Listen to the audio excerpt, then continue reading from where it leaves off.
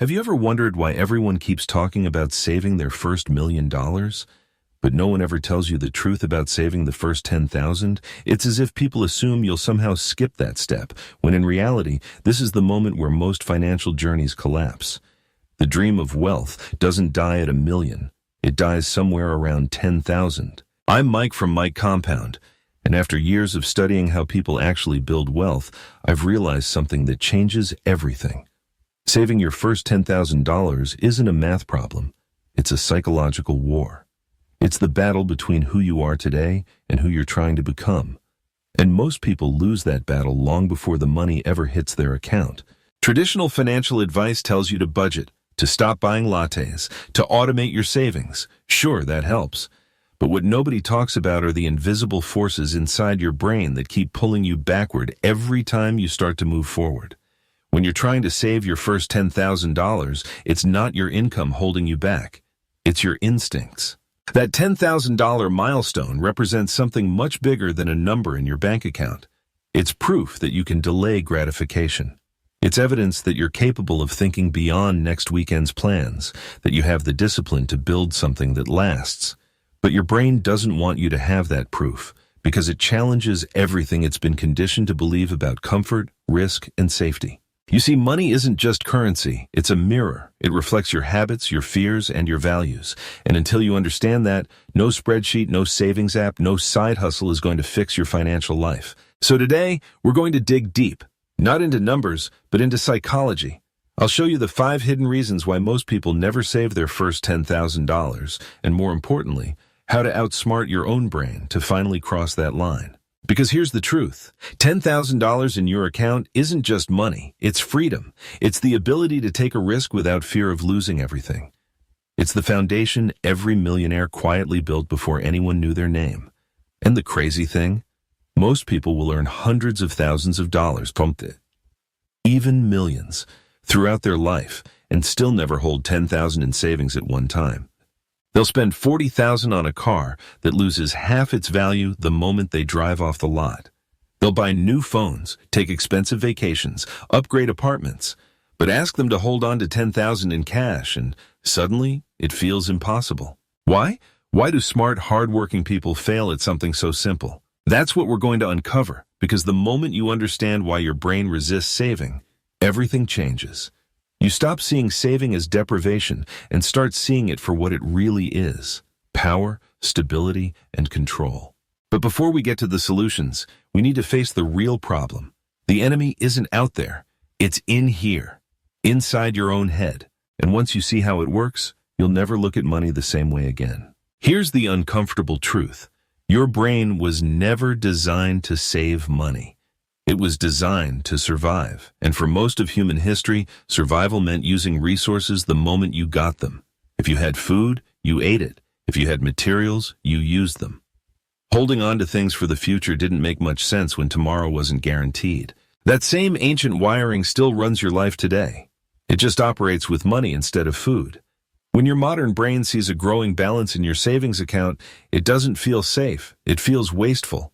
You might think you're being responsible by saving, but deep down, your subconscious reads it as unused resources, and it starts whispering, "Spend it." At first, those whispers sound harmless. Maybe your car needs an upgrade. Maybe you've earned a little vacation. Maybe you'll finally buy that thing you've wanted for months, because after all, life is short, right?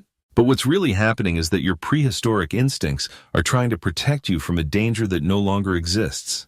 That's why saving your first $10,000 feels so mentally exhausting. You're not just fighting habits. You're fighting evolution. You're pushing against millions of years of hardwired behavior that tells you, use it before you lose it. And that's why financial advice that only talks about numbers misses the point completely. This isn't just about cutting expenses or finding the perfect budget app. It's about retraining your brain to feel safe holding money instead of spending it. Think about what that $10,000 represents. It's not just digits on a screen. It's potential energy, waiting to be transformed into something greater. But potential always carries tension. It's the same reason people struggle to sit still when they have too many options. Having $10,000 in the bank means you now face decisions. Big ones. Do you invest it? Keep it liquid? Use it to start something new? Each of those choices comes with uncertainty, and uncertainty triggers fear. Ironically, that fear often pushes people to spend, just so they can escape the discomfort of having to decide.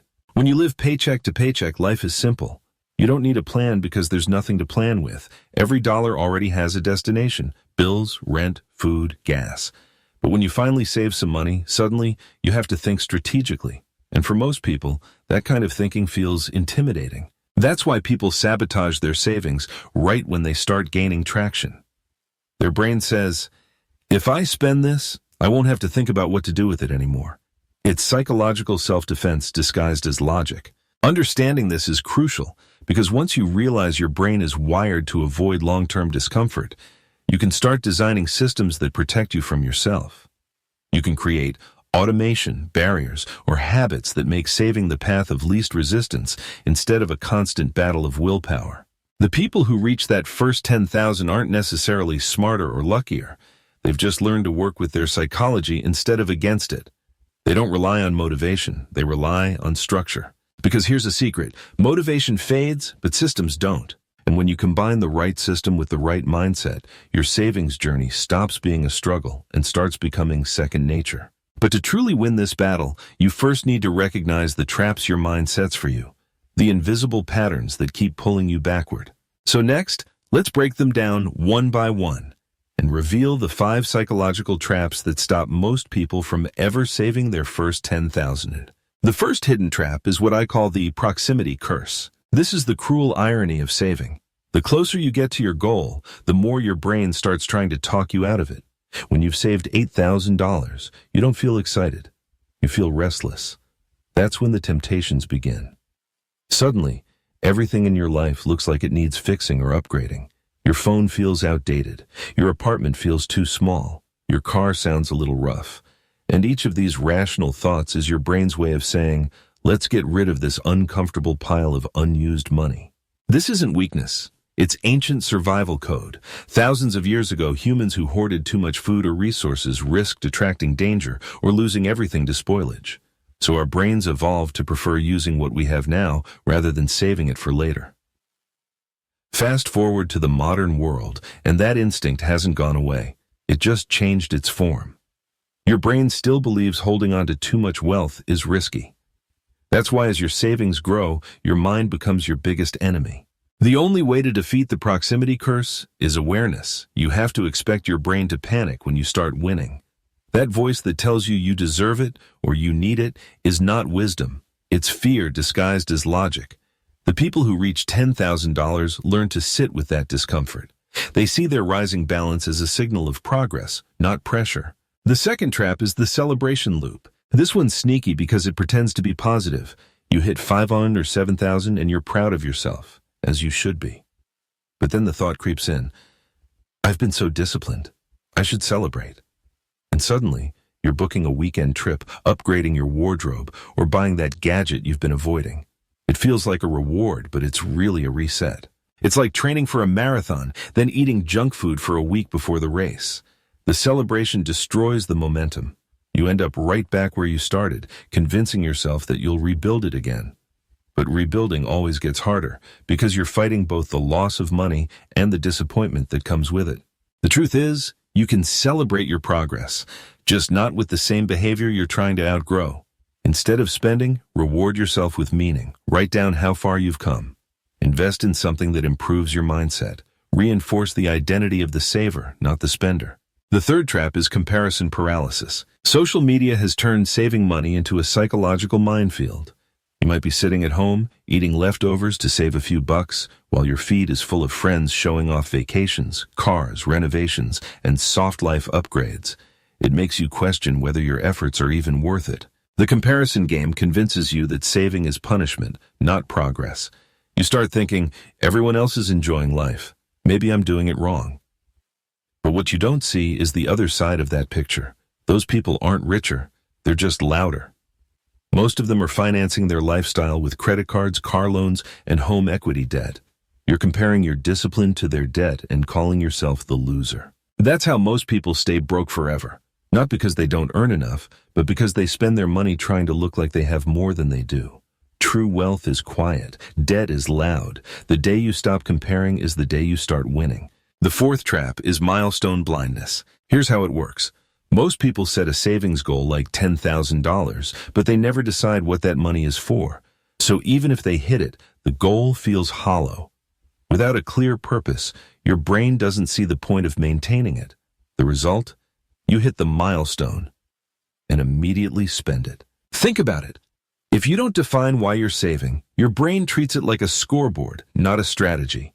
Once you hit the high score, it wants to reset the game. The fix? Give your savings a story. Maybe your first $10,000 is your freedom fund. Maybe it's seed money for your future business or your protection against layoffs. Attach emotion to the purpose, not the number. Because when your savings represent freedom, control, or security, your brain will guard it, not attack it. The fifth trap is the most dangerous one, the reset mentality. This is the cycle where people keep saving a few $1,000s, then spending it all, then starting over again. They tell themselves, "It's okay, I've done it before, I'll do it again." But every reset kills momentum, and each time you start over, the mountain feels steeper. The reset mentality makes saving feel like failure instead of progress. You hit $4,000, an emergency comes up, and suddenly you're down to $2,000. Most people see that as back to zero, even though they're still ahead. The truth is, saving isn't supposed to be linear. It's a cycle of forward steps and setbacks. The only real failure is quitting. These 5 traps, proximity, celebration, comparison, milestone blindness, and reset, are the invisible walls between you and your first $10,000. They don't announce themselves. They just quietly redirect your decisions until you wake up one day wondering why your balance never grows. But here's the good news. Once you can see them, you can't unsee them. Awareness breaks the spell. When you know what's happening, your excuses start sounding weaker. You begin to catch yourself mid-thought, realizing that you're not lazy, not unlucky, just human. Saving your first $10,000 isn't a financial challenge. It's psychological evolution. It's the process of teaching your ancient brain to operate in a modern world. And once you win that mental battle, the numbers start taking care of themselves. Now that you know the traps, let's talk about what actually changes when you break free from them. Because once you understand your brain's wiring, saving stops feeling like punishment and starts feeling like empowerment. Most people think their struggle with money is about math. But the truth is, it's about meaning. You can't save consistently until you redefine what that money represents to you. Right now, your brain sees $10,000 as money you can't use. It feels like missed opportunities, things you could buy, trips you could take, pleasures you're denying yourself. That emotional friction is what keeps your savings stuck. To win, you have to flip that association. Stop seeing your savings as restriction and start seeing it as protection. That $10,000 isn't money sitting there doing nothing. It's your freedom fund. It's proof that you're not dependent on your next paycheck. It's your ability to say no to things that don't serve you. When you think like that, saving doesn't feel like scarcity anymore. It feels like strength. This shift in perspective is where most people fail, because they never connect the goal to their identity. They treat saving like a short-term challenge instead of a long-term transformation. But here's the secret. Your habits will always follow your identity. If you still see yourself as someone who's bad with money, your behavior will always find a way to match that belief. The people who cross the $10,000 mark don't just change what they do. They change who they believe they are. They stop saying, "I'm trying to save money," and start saying, "I'm the kind of person who saves." That subtle shift rewires your decisions. You start gravitating toward choices that match your new identity, even when no one's watching. This is also where systems come in, because relying on willpower alone is a losing game. Willpower fades, motivation comes and goes, but systems, they stay. Automated transfers, separate accounts, friction between you and your spending. These are small structural barriers that protect you from emotional decisions. It's like building guardrails on a mountain road. You don't build them because you plan to crash.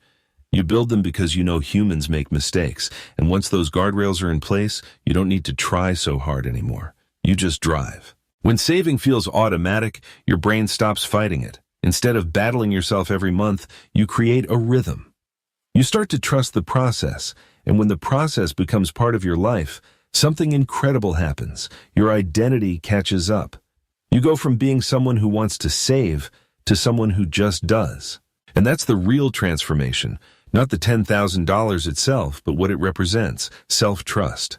Because if you can trust yourself with $10,000, you can trust yourself with $100,000, and eventually, with financial independence. The first milestone isn't the end. It's proof that the system works and that you can. But to really understand the power of this mindset, let's look at two people who lived through it. One who stayed trapped in the cycle and one who broke free. Their stories are different, but the lesson is the same. Let's start with Jake. Jake has been trying to save $10,000 for 3 years. He's hit $7,000, even $8,000 multiple times. But every time, something happens. His laptop breaks, his car needs repairs, his friends plan a trip he can't miss. And just like that, his savings are gone again. Jake doesn't see the pattern. He tells himself he's unlucky, that life keeps getting in the way. But the truth is, Jake doesn't have a money problem. He has a system problem. Every time he starts to build momentum, his subconscious finds a way to reset him back to zero. He doesn't plan for predictable expenses like car maintenance or social events, so they always feel like emergencies. And because his savings have no specific purpose, he convinces himself it's okay to dip into them. After all, that's what the money's there for, right? But each time he empties the account, something deeper happens. His confidence erodes. He starts to believe he's just not good with money. And that belief, not the expense, not the bad luck, becomes his real limitation. Now let's look at Marcus. Marcus saved his first $10,000 in just 18 months. He didn't earn more than Jake, and he faced the same problems. Broken laptop, unexpected bills, social pressure. The difference was in his mindset. When Marcus started, he gave his money meaning. That $10,000 wasn't just a number, it was his freedom fund. The money that would buy him choices, to quit a toxic job, to start a side business, to move somewhere new. Every time he looked at that account, he saw possibility, not temptation. But Marcus did something even smarter. He created layers. He had a small emergency fund for everyday problems and a separate account for his freedom fund. When his laptop broke, he used the emergency fund. When he had to spend, he rebuilt it. But he never touched the $10,000. Because in his mind, that money didn't belong to the present version of himself. It belonged to his future self. That one mental shift made all the difference. Marcus didn't see saving as a sacrifice. He saw it as investing in peace of mind. And once he reached that $10,000, something interesting happened. His habits didn't stop. They strengthened. Because once you've proven to yourself that you can hold money, you start seeing yourself differently. You stop chasing things that drain your wallet just to look successful and start making choices that build stability. That's the real reward. Not the money itself, but the mindset it builds. Saving your first $10,000 is hard, harder than any milestone that comes after. But it's also the most important, because it's not just about money, it's about rewiring your relationship with yourself. Most people spend their entire lives stuck between earning and spending, never breaking free from the loop. But the moment you build that first $10,000 and protect it, you've already escaped. So here's the question you should ask yourself. Will you keep restarting the same cycle? Or will you finally give your future self a chance to win? I'm Mike from Mike Compound. And remember, wealth doesn't start with $1 million. It starts with proving to yourself that you can keep the first $10,000.